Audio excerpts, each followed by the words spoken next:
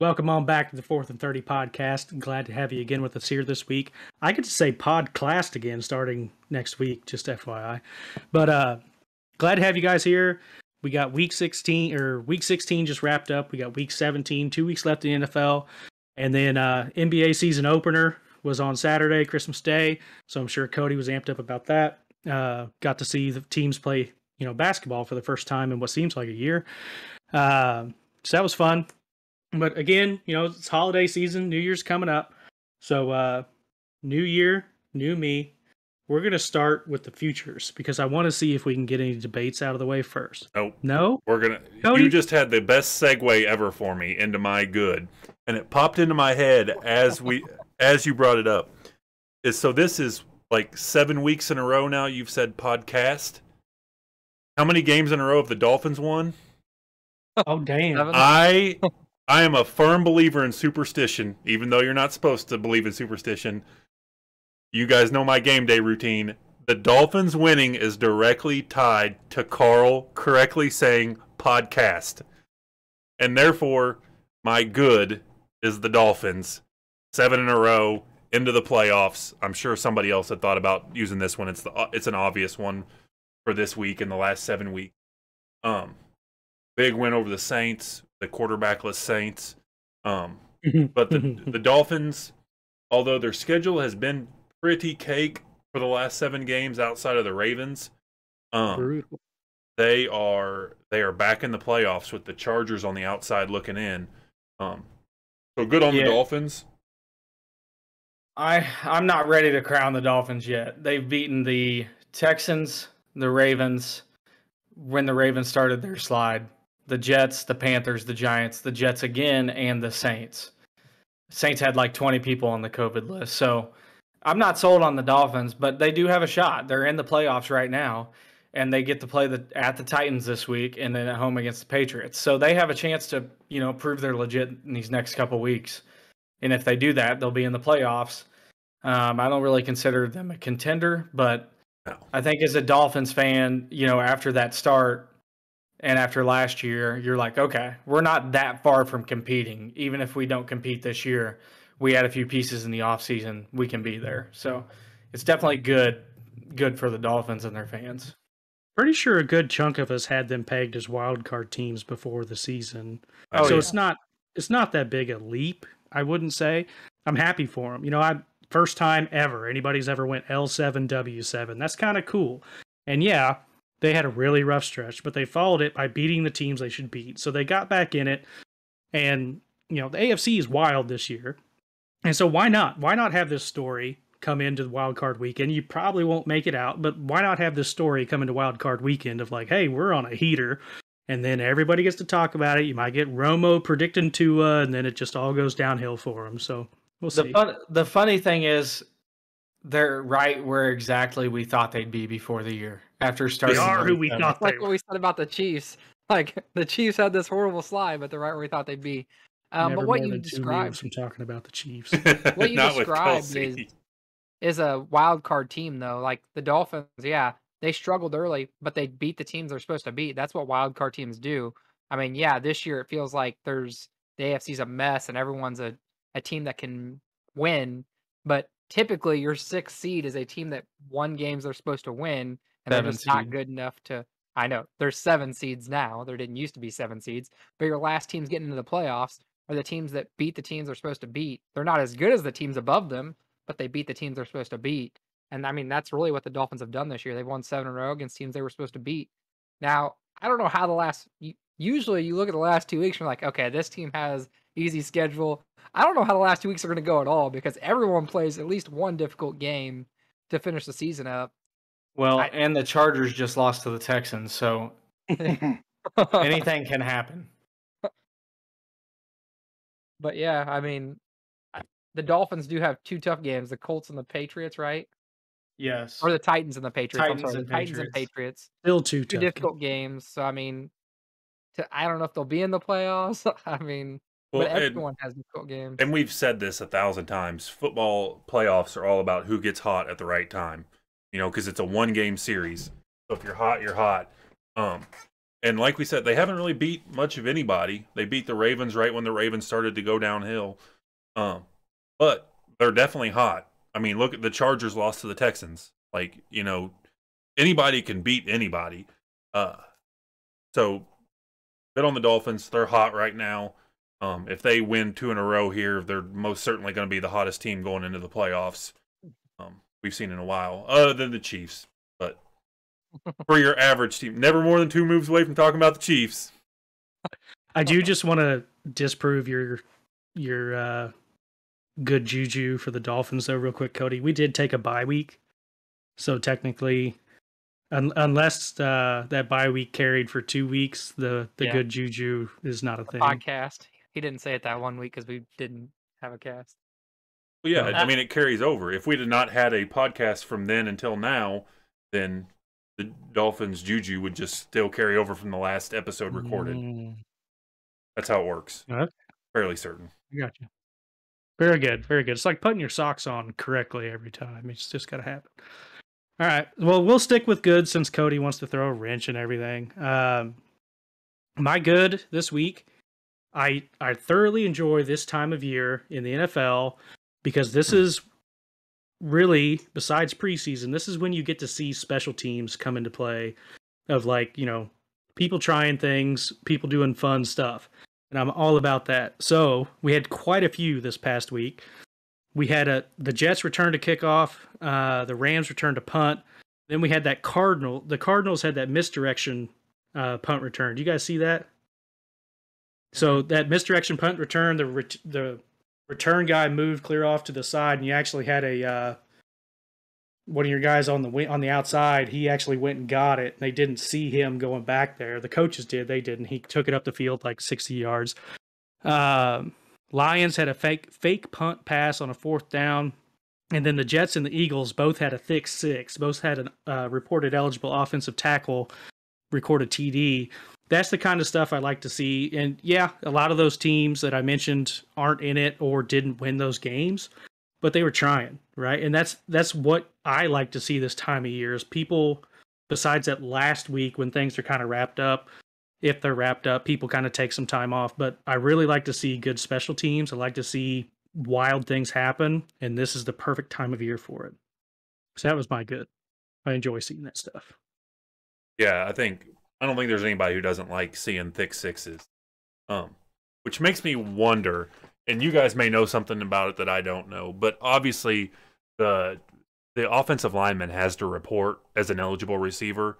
So wouldn't defenses pay a little closer attention to that? I mean, because you're not reporting in it. I think they do it a lot on goal line, though, for running plays and stuff. So it's kind of... It's just not that easy. Yes, Cody, they do try to decipher that. But when the offense comes up and lines up, if they hike the ball fast, you don't really have time to look at, okay, who's the last man covered up on the end of the line? Because that's really what it boils down to. It's hard to recognize that in fast-paced situations. And it's not like the guy's going up there and saying, hey, I'm reporting eligible. They try and make it as discreet as possible. Like, they'll go up to the ref and be like, hey, 76 is reporting eligible for this play. It's not like they're going to go announce it to everyone, hey, I'm reporting eligible. The defense is getting their play call at the time. So it's... Yeah.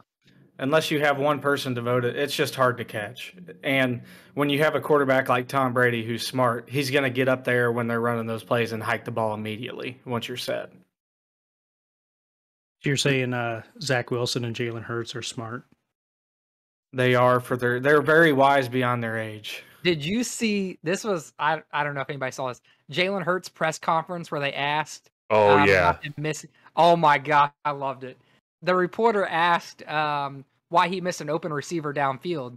And Jalen Hurts went into what kind of defense they were running, so who should have been open. But then they're actually in a different kind of defense. And he broke the defenses down, all kinds of terminology. Used NFL terminology. Had no clue what he was talking about. And reporter just felt dumb after he did it. You got to look it up. I'm sure the best Madden player in the world was like, the hell did he just say? Because, I mean, he was using real terminology. It was hilarious. And the reporter's like, yeah, you missed this guy. And he's like, yeah, well, they were supposed to do this. And they did this. And the reporter's like... And I read the dig under, but the other safety actually dug down, and they dropped the other guy back into... And then he used some term for the coverage. I was like, Yeah, he said they're in quarters coverage. And Yeah. the guy's like, that leads Alrighty. into my good, though. The Philadelphia Eagles. They're currently 7th in the NFC. They have Washington and Dallas left. Obviously, not easy games, but they've got themselves in a position here where they look like they could be a playoff team. The Vikings have messed around all year and haven't taken advantage of the fact that they probably should be the team in that position. The Eagles, while they're inconsistent, I think they're a team that is capable of beating somebody. I don't think they're a Super Bowl contender, but they're capable of beating teams. And Dallas is going to be a tough game regardless. Washington won't be easy either, but it's a division game, and we all know how those division games go in that division. Philadelphia has set themselves up where they're in the driver's seat right now. Win and you're in. Yeah, and the 49ers lost, which is good for them. I agree. The Eagles, we've talked about them all year as being kind of a sleeper. And, I don't think they're capable of winning 4 straight and winning a Super Bowl, but they are a team that's capable of beating anybody. Like they're talented. They can they can beat a good team and knock somebody out. They're an upset looking team. But I do think it'll be difficult for them to win 4 in a row. Yeah, they're the kind of team too. They're built to, if they get a lead early, they're in good shape because they don't have a superstar running back, but the team runs the ball well. I think they lead the NFL in rushing yards. They have 2 very good running backs when they're Yeah. healthy. Miles Sanders, Kenneth Gainwell, both. Yeah, and very good running backs. Boston Scott's done a good job this year too, filling in. And it doesn't hurt that your quarterback can run for. Yeah, Seven and so yards a game if he the can. Eagles. Let's play out this scenario though. Do you guys really want to listen to ESPN? If the standings remain the exact same at the end of the year, the Eagles are going to play Washington, Dallas, and then Dallas again in Wild Card Weekend. We really want to hear. If they beat Dallas, though, they won't play them again in Wild Card Weekend. I don't think they might. Just but they could still end up seventh in the standings and lose to Dallas still. Yeah. Yeah. So the Eagles are where I thought the Redskins would be.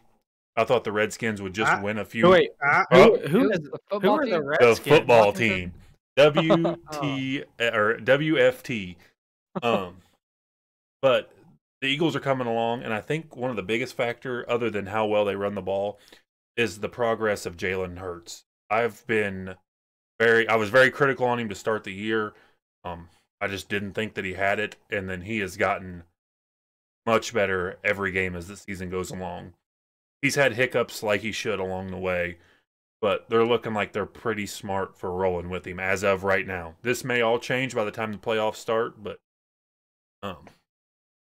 as has everything this season. Yeah, everything. You gotta like your odds though with the backup quarterback Gardner Minshew. Like, yeah, if Hurts goes down, that's one of the better backups to have. So, all right, Kai. Well, leading into my good, and I'm going to go back to what I went to last week, and it's the Indianapolis Colts. I think they somewhat proved me right that they are the biggest threat to the Chiefs. Going into Arizona, getting a win against an Arizona team that has been sliding and really need a prove it themselves game that they're still a contender. And the Colts went in there and, really just outplayed them from the start. Colts are a scary team. I'm not saying they will beat the Chiefs. Obviously, they won't be favored, but it is a tough game to get through, especially for a team like we talked about last week that will travel to Arrowhead and they will not be phased. They will run the ball. They will do what they do. And they're just going to be a tough team to play. If they get going in that game, it's going to be tough to slow them down. Yeah, you think about playing outdoors in Arrowhead in January, you think about cold weather and stuff. Carson Wentz is from North Dakota, so there ain't a darn thing about cold weather that's going to bother that guy. Not one single thing. Cold weather will favor the Colts out of any team in the AFC. Absolutely. And I'm convinced Jonathan Taylor could run through a damn hurricane and be just fine, or a blizzard, or a nadir, or whatever. That boy can run. But yes, the Colts are built to win in bad weather. Yeah, I mean, you're right. The Colts are built to win in bad weather.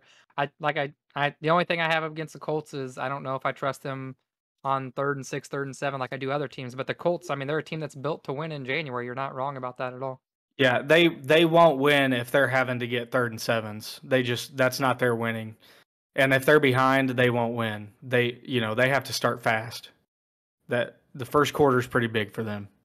But I mean, on that game, I mean, the Cardinals, I mean, they look like the team that Carl said they were going to be. They're sliding late in the season like they did last year. At home, they are the team I thought they were going to be. They suck at home. They're terrible, which is weird. Have we hit everybody's goods? Yes. Yeah. Okay, segueing on into my bad, the Arizona Cardinals. They have lost, what is that? 4 out of their last 6 games, 3 in a row, and their 2 wins in that stretch are the Seahawks by 10 and the Bears by 11, who are 2 of the absolute worst teams in the league. So they won the game they should, but they also lost to the Lions by 18. So the Cardinals are sliding right now. Kelsey had me as a believer about, what was that, 7-8 weeks into the season, and now they're just not looking as good. And I don't know what their problem is, but they are sliding. They've already clinched the playoff spot. They're going to be in the playoffs. There's no way they're not going to be. So maybe they'll get things figured out, but they could go anywhere from, they could be essentially the 2 seed or all the way down to they could be the 7 seed, I think. So here's the problem with the Cardinals. They're not a great running team. They were terrible this week. James Conner has balled out this year, but their O-line isn't that good at line blocking. It's just not, and you're starting to see it now. Secondly, they're 27th in points against. You're not winning a Super Bowl by giving up the 27th most points in the league. They're tied for 27th. There's just a little bit of line play missing there. You got to be able to run the ball effectively unless you're just dominant passing, which they're not. Kyler Murray still has room to grow in the passing game. I mean, he's a great player, but a lot of his comes on improvising. And, it's just not a great way to win in December. And you're seeing that right now. They got off to a hot start. Obviously, it was a little bit of a fluke. They're averaging about 4 yards a carry this year. And with Kyler Murray, getting those big chunk plays in the ground game, that's a little bit skewed. Yeah, so I got a cool little nugget right here that just while I was looking at the Cardinals' schedule and upcoming schedule, this little news article popped up with a pretty cool stat on it. Including his time at Texas Tech, Cliff Kingsbury is 42-20-1 weeks 1 through 7, and 16-43 after week 7. That's not good. That's a crazy stat. Yeah. Yeah, they started 7-0 since then. They're 3-5 or something like that. They've lost 3 in a row. They have not been able to run the ball at all lately. Their defense has gotten worse as the seasons went on. I mean, what else is there to say? They're built to play like the Chiefs did a couple years ago, and I don't know. When it doesn't work, it doesn't work, I guess. I don't know how else to say it. They don't have an identity on offense. They don't know if they're a passing or running team. That when you see teams falter this time of year, usually that is part of the problem. So all I'm going to say is go back to the preseason preview, week 1, week 2, week 3. Just listen to everything I said. Can we bring that episode up real quick? Yeah. So who's our guy that's going to bring that up for us? We got a guy, don't we? Get the guy. No, but so yeah, you guys hit it on the head. The Cardinals are who some of us thought they were. 3 of the 4. And so yeah, people want to say that 7-0 was a fluke. Some people say that 12-0 wasn't a fluke for the Steelers last year, but who knows who's right and who's wrong and all that. But yeah, flukes do happen. We see it all the time. The Dolphins currently have won 7 of their last 7 games. So, are the Dolphins just magic Super Bowl contending team? No, neither are the Cardinals. 7 wins in a row, you had some good wins in there, but now you've had some bad losses. Water always finds its level. And that's kind of just what happens. This team was never built to last. It was built for a fun time in September and October. And it's the end of December, boys. They were here for a good time, not a long time. I can't wait till the Cardinals get hot in the playoffs and make it to the Super Bowl. And Carl's like, "Well, you guys were right." Nope. When you're winning games like the Steelers starting 11-0 last year and the Cardinals this year, you have a confidence about you that helps you in the games. And then you lose that first game and you start struggling. You start second guessing yourself. This is what happens. Hey, we're never two moves from talking about the Chiefs. That's how the Chiefs were midway through this season. The last 3 years, they've been the most confident team on the field. Half this season, they look like they were lost and pissed off and no confidence. Yeah, I mean, you can go with their confidence. I still tie it to Travis Kelce's facial hair length. But yes, their attitudes were different. But I'm sure the Chiefs will be brought up 7 more times this podcast, so let's keep it moving. Let's look up Andy Reid's record after Week 7. It's probably pretty darn salty. But, all right, so that was a bad of Arizona Cardinals. I'm just going to preface this by saying I might take some of your guys' bads, but feel free to jump in. So there was a lot of bads this week, a lot of bad losses. And so some of these teams you expect to lose big. Some of these teams you don't expect to lose big. But there were 6 teams that lost by more than 2 scores. The football team, the Panthers, the Giants, the Ravens, the Steelers, and the Saints. And so 4 of those 6 teams were or still kind of are in the playoff hunt. And you cannot afford in Week 16 to lose by more than 2 scores. Just can't do it. That's Gotta give yourself a chance. Talk about wrong how time of year to be doing that. the football team was down 5 scores at halftime. Or was it 6? Not pretty. No, it was horrible. 42-7, maybe. Yeah, I don't remember just for sure. You just can't afford it, especially Ravens, Steelers, and Saints. So the Steelers did run into a buzzsaw, like I understand that. But Ravens, division opponent, you cannot lose by more than 2 scores to a division opponent in Week 16. You just can't do it. That was for the division lead. That was the difference between being in the division lead or out of the playoffs. Yeah, Ravens don't have a quarterback. I think the worst one of them all is the Chargers. Well, the Chargers losing to the Texans was the worst one of them all. Is this still the same Phillip Rivers Chargers? I don't think so. I think the Chargers will get past it, but if you're a Chargers fan, it's kind of like deja vu. You're concerned. I know a few of them, and they are not happy right now. If you don't give a damn, I don't give a. So. Yeah, I don't know. I had a Facebook status about Week 5 that said, allow the AFC West to rejoice while they rejoice. And they were all over Facebook at that time rejoicing, and I haven't seen any of them in quite some time. The Chargers are going to have their day. It is just not going to be it here in the next year to 2-3 years. Like in 4 or 5 years, when you guys have truly kind of built on, like, absolutely, you're going to have your day. You're going to actually physically compete. But like right now, you're still the same old Chargers. I don't care. I don't care that you moved to LA. You have this brand new $2 billion stadium.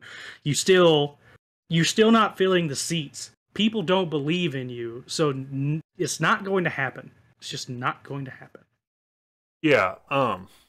So anybody who hasn't caught this before, my wife and her entire side of the family is Chargers fans. So I spend all my holidays surrounded by Chargers fans. Our Thanksgiving dinner was a way different tone than our Christmas dinner was. There was a lot going on. I believe they were tied in the standings at that time. Maybe the Chargers were 1 game back. Not sure.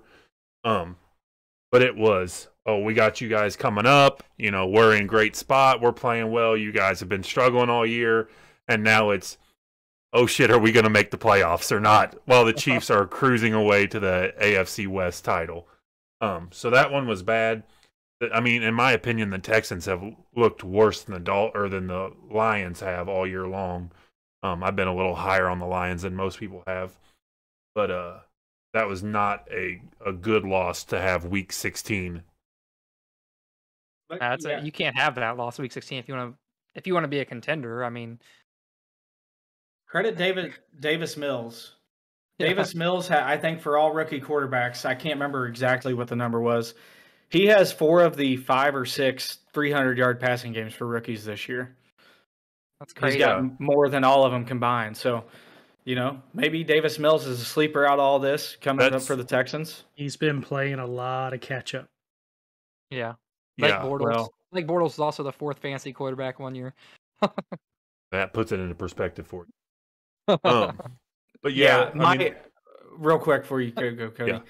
My former boss had Blake Bortles on his fantasy team that year, and he was talking about how fourth quarter they're down by 30. Here comes Blake Bortles. It was all garbage time points.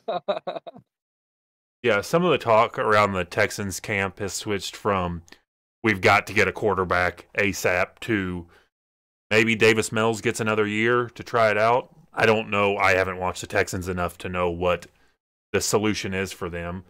But Deshawn Watson.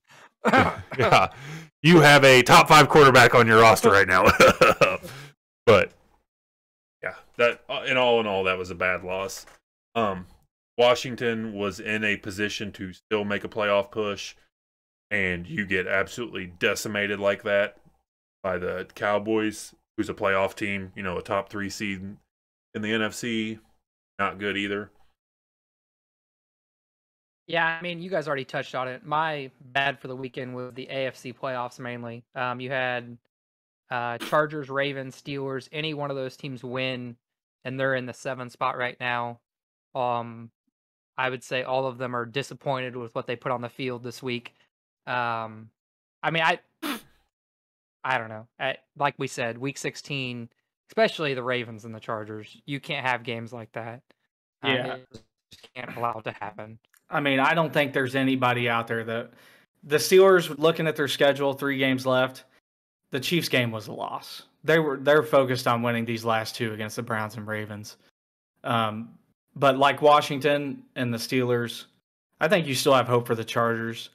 I think you saw 2 teams that just aren't going to compete this year. But there was no one in the right mind that thought the Steelers were going to go in there ahead and win that game. You hope to see a little more fight out of them than what they put up, because it didn't even look like they showed up to play, to be honest. That was exactly what I was going to say, Kai. I was fully confident that the Chiefs would win that game, but I thought the Pittsburgh defense would give us trouble, and I thought they would try to run the ball and make things difficult, especially with Bolton being out, and just none of that happened. It just not good for the Steelers from the start. It's been the same story all year. They try to run the ball, but Najee Harris is getting contacted either at the line of scrimmage or in the backfield. There's just no room. The offensive line experiment hasn't worked out, and you're seeing an average quarterback play below average because of what's around him.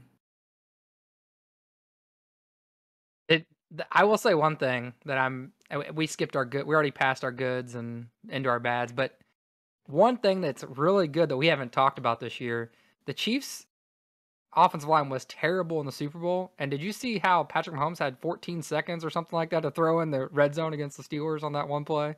The Chiefs' offensive line has been magnificent lately, and they've even had to fill in at right tackle pretty much the last 8 games or something like that. But we also paid a pretty penny for that premium too. Yeah, I mean, we did. We traded for one guy and gave Drew Tooney some money, but our center and our right guard are on rookie deals, and our right tackle, whenever he comes back, is on a rookie deal as well.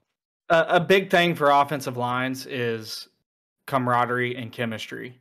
And that's a big reason why the Chiefs were struggling early in the year, because they were all new. They were just put together. They're coming together as they thought they would. That's why you're seeing the Chiefs take off mainly. Mahomes didn't change the first 7 weeks of the season. The line has changed. Orlando Brown's progress has been huge too. I don't think he'll be here next year because I'm guessing he'll still want top dollar money, and we aren't going to give him that. But his progress, he's gotten a lot better since week 1 for us. The cap is going way up, so you never know. Veach can work some wonders. And Veach we trust. Yep, my shirt's right upstairs. Alrighty, so we're going to go on to futures. Cody, I assume you have an NBA future? Do I?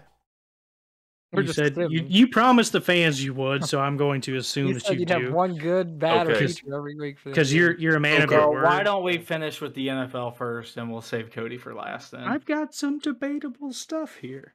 We All right, can we'll do it mine though. and Kyler's, and then yours. My future is the AFC playoffs. We already kind of touched on it. I don't even. I seriously, before this episode, I was trying to predict who would be the 7th seed in the AFC, and I was like, this is a toss-up. Like, flip a coin like the dude did for the Raiders. Like, I don't even know where to go from here. Everyone has at least one game. Realistically, I think the Chargers should be the ones in the driver's seat. They play the Broncos and the Raiders, but that's 2 division games. Like, you can easily lose one of those games. Everyone has a game that they might lose. Honestly, this is, this is not a homer comment.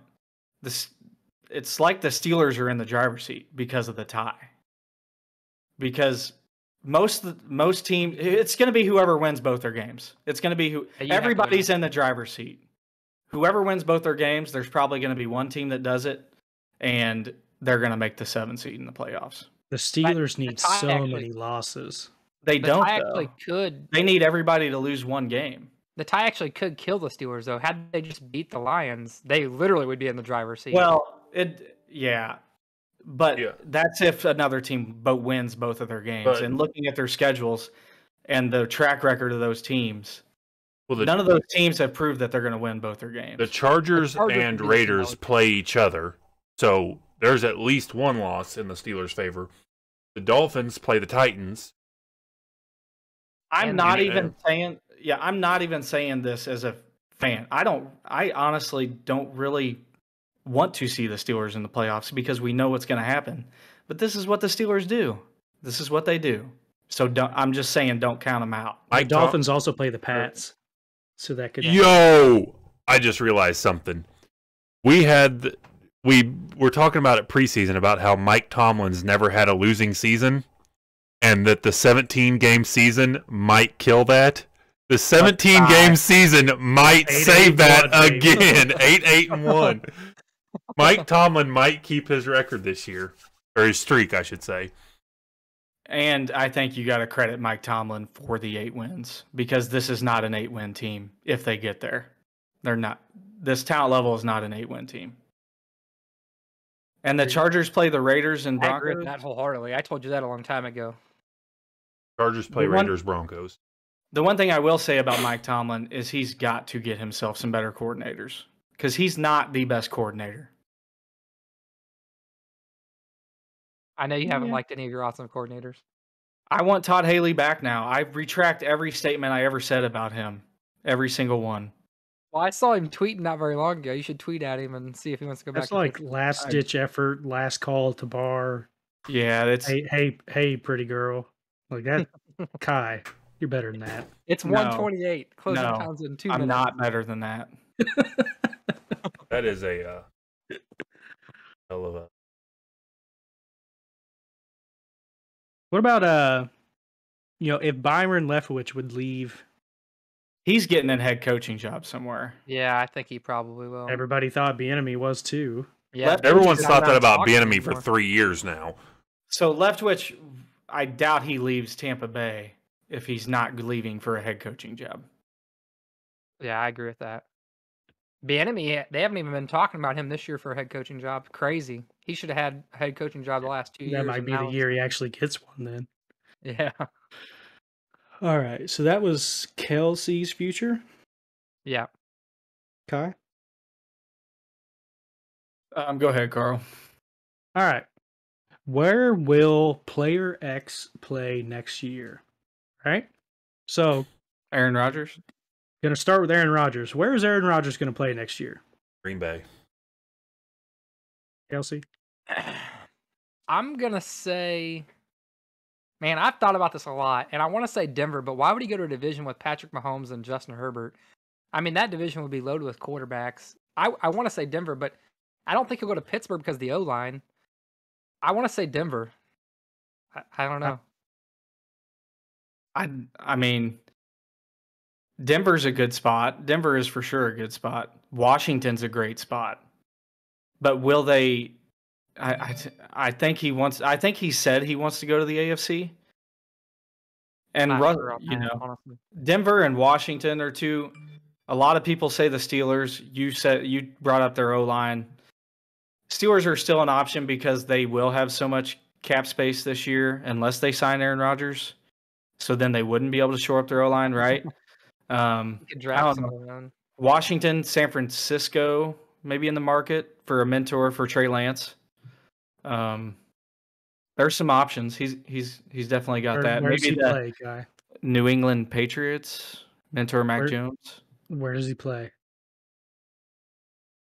I'm going with New England Patriots. That seems like a Bill Belichick kind of move. He's not going to the Patriots. Mac Jones is their quarterback now. I agree. I don't think Mac Jones is as good as everyone thinks, but I think Mac Jones is their quarterback. I don't think Rodgers leaves. I think Belichick wants to beat Brady, so he will do whatever he has to do to beat Brady. And that would be requiring getting Aaron Rodgers. I think that there's a good chance he does play in Green Bay. I just think he's so petty that there's also a good chance he might not leave Green Bay. But the difference is there's like a 50% chance he's in Green Bay, and then all these other teams are like a 20% chance. Rodgers said on McAfee's podcast that, he really likes Tomlin, likes the way he operates, likes the way he calls games and stuff. And Tomlin has said he's like Rodgers. So it's like I like you, you like me, but do you like me type situation they've got going on. Do you like me enough? So. That almost seems like it's not going to happen because I could see Rodgers throwing around, putting that out there, and then no, not even close. Never even thought about it. Well, the Rodgers to Pittsburgh scenario is so eerily similar to Brady to Tampa Bay that it's like it makes sense. Good defense. But if you asked when Brady was first doing that, nobody really picked Tampa Bay. There's like, we all thought he was dumb for going to Tampa Bay, to be honest. I think if you're just picking a team that makes the most sense, I think it's New Orleans or Denver, personally, because of what they have around them. I just think Pittsburgh O-line would be the thing that would retract a quarterback like that. Like, we've seen Ben Roethlisberger get demolished this year. Does Aaron Rodgers want to go through that? Brady wins the Super Bowl, rides off into the sunset. Aaron Rodgers, Tampa Bay. And then Tampa Bay just keeps going through these, Patrick Mahomes to Tampa Bay next? No, they'll get Drew Brees to come out of Russell retirement. Wilson. Where does Russell Wilson play next year? New York Giants. Ugh. He wants to be with Sierra in New York. That's where they want to be. What was that list of teams that Russell said he'd play for? I know one of them was Denver. One of them was the Giants. And the Giants was the one I wrote down. The Giants are sticking with Jones publicly. If Russell Wilson wants to come to New York, they're not sticking with Daniel Jones. Yeah, I mean, I think Russell Wilson goes to Denver. I think he's going to the Denver Broncos. I think he is done in Seattle. Imagine a division with Patrick Mahomes, Justin Herbert, Derek Carr, and Aaron Rodgers or Russell Wilson. That would be must-see TV every week. But why do I want to imagine that? Why do I want to make myself miserable? I don't. I think Wilson plays for the Saints next year. So, yes, you talk about Taysom Hill and all this stuff. I do think Russell Wilson would waive his trade clause for the Saints. It's a good situation, good defense, and Wilson would be good for them. Winston's on a 1 year, so he's on the way out. And the scenario I saw was a 2022 first and a third, a 2023 first, and Marshawn Lattimore. And yeah, it sucks to give up Lattimore and all that draft capital, but like, you're getting Russell Wilson, who's only, 33 or 34 years old. Like, he's still got another good at least 5 in his legs. Like, Russell Wilson. Saints get Wilson, they're a Super Bowl contender right away. Yeah. Sean Payton's an attractive place for a quarterback to play as well, due to his track record. Dome. You don't have to play in this Seattle weather anymore. Like, I don't know, man. Because of New York, I don't think New York becomes a Super Bowl contender. But because of New Orleans, they become a Super Bowl contender. He doesn't become a Super Bowl contender in Denver either. I don't know. I mean, if they can get out of the division, they do. They have a good defense. They actually have decent weapons too. They just haven't found a quarterback. I don't know where Russell Wilson plays. I know where he should play, and that's for the Park West Nursing Home and Rehabilitation Center, Bishop Sycamore, 1703 California Avenue, Seattle, Washington, because he is old and washed up and doesn't have it anymore. But Cody's gonna die on this hill. We're not gonna talk about this.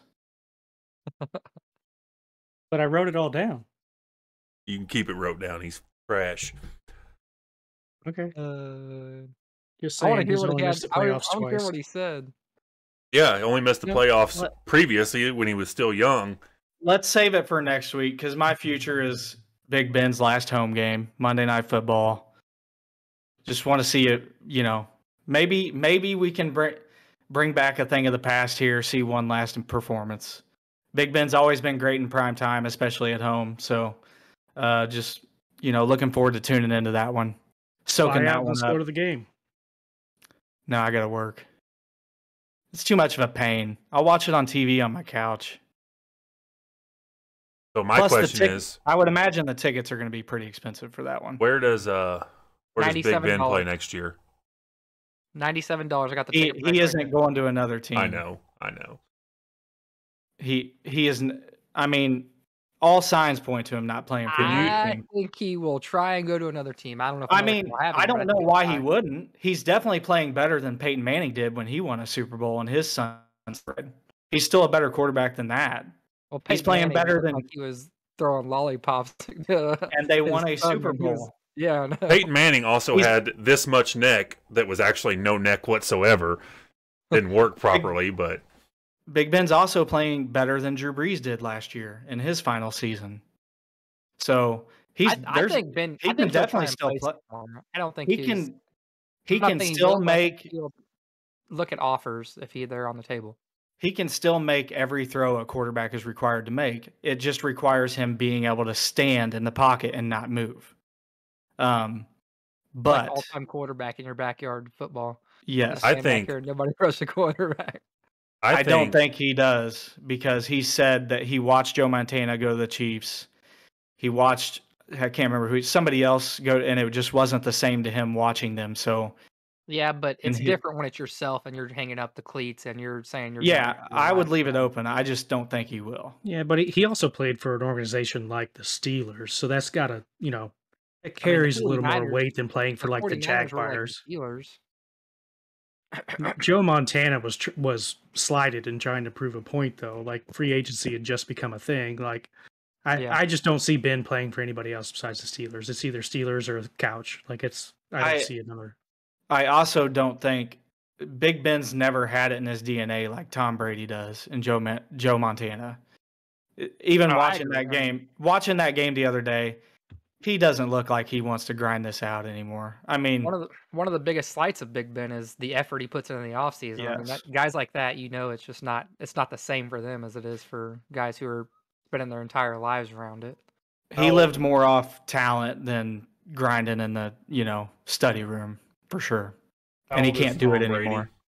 43. 43 or 44. He might just turn 44. I don't know. Look at how Tom Brady looks at 44 years old. I mean, just physically.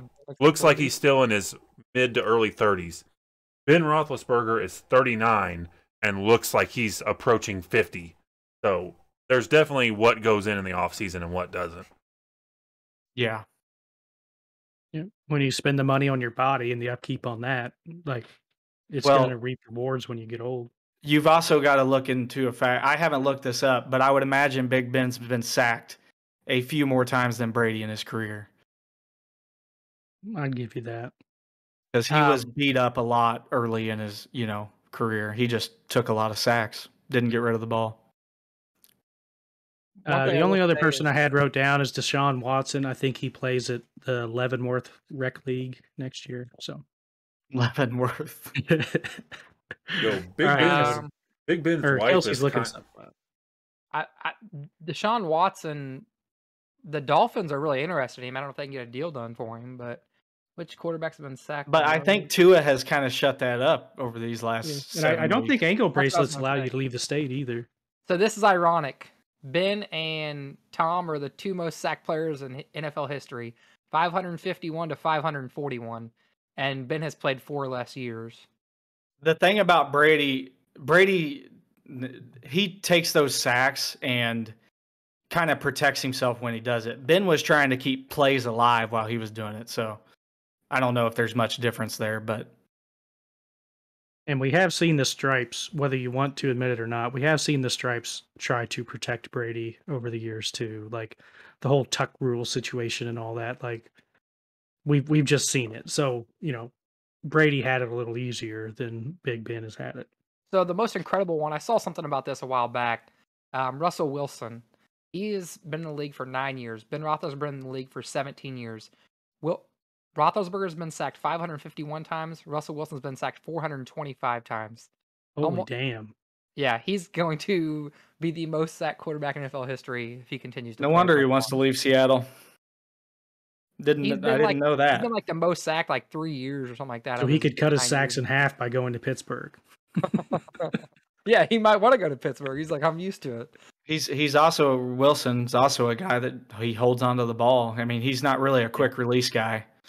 Yeah. All right, Cody. You want to talk some round ball? Yeah. First of all, Big Ben should just hang it up. His wife's a rocket, so he sit on the couch at home. So my future NBA related, like I promised. Girl number 1 or girl number 2? Come on, man. He's riding off into the sunset now. Cut that out, please. How many of the current Lakers roster, non-COVID related, is still there come trade deadline? Because right now it's looking like 2. AD and LeBron. Do you keep AD? I don't think I wouldn't. I mean, Lakers would keep an AD, but I don't think the Lakers are going to make a big trade at the deadline like everyone thinks. If you trade anyone, trade LeBron. I mean, LeBron is straight balling right now. He's keeping them afloat. At 56 years old, he's having a tremendous season. I mean, he's the only reason they have 10 wins or whatever they have. Yeah. The last 2 weeks, LeBron's really stepped up his game. I don't know how long he can do it. He's getting old, but I think he puts that. If you're the Lakers, you're going for a championship, right? No matter how far it seems off right now. So I think these last 2 weeks have kind of replenished that in their minds that, maybe if we do make some moves here, we can make some noise. No, yeah, it's just the Lakers just seem lost, and I know COVID's hit every major sport hard this fall and winter, but man, at a certain point, it just doesn't work anymore. And LeBron's doing this, but they've still lost way more games than they've won over those 2 weeks. So it's just not a good situation to be in. When you get here at the very beginning of the season and you're just losing games left and right, even though LeBron's playing at a pretty good clip.